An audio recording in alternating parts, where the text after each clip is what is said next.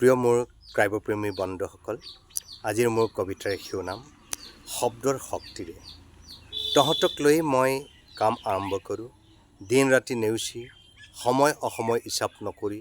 তহঁত মোৰ আবেদনশীল বলৰ সমষ্টি। তহঁতক নিৰ্দেশ দিওঁ দক্ষতাৰে কাম কৰি যাবলৈ, অন্তৰাত্মাৰ অনুভূতিক হিয়া খুলি উদঙাই দিবলৈও তহঁতক মই আজ্ঞা দিওঁ। দুখ সময়ত কেতিয়াবা তহঁতৰ গতিবেগ ৰুদ্ধ হয়, কিবা কৰিবলৈও তহঁত অতি ভাগৰুৱা হৈ পৰ।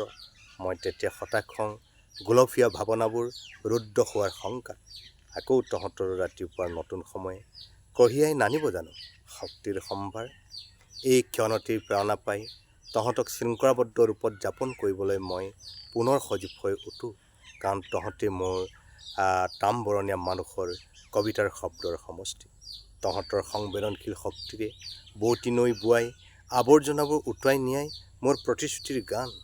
তহঁতেই আকৌ শিকাব লাগিব সভ্যতাৰ জ্ঞানৰ আখৰা, আৰু সমাজৰ মলিনতাবোৰ ধুই নিকা কৰিবলৈ তহঁতেই সভ্যতাৰ কামিজ পিন্ধাব লাগিব সিহঁতক মোৰ সেই অতীক্ষ্ণ কলমেৰে। এই কবিতাটোকেই মই ইংৰাজীত পাঠ কৰিবৰ কাৰণে প্ৰয়াস কৰিছোঁ।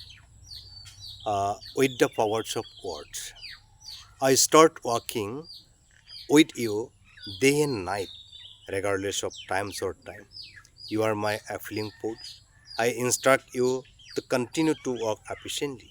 I also command you to open your hearts and express your feelings in bad times.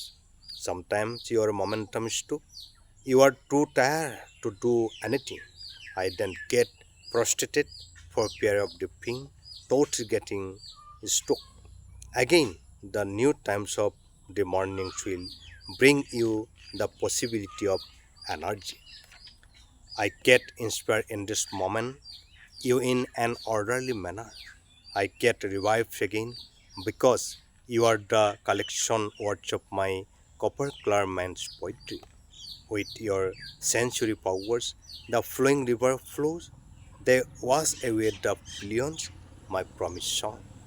You have to teach them the rehearsals of the knowledge of civilization and the dirt of society to wash and clean.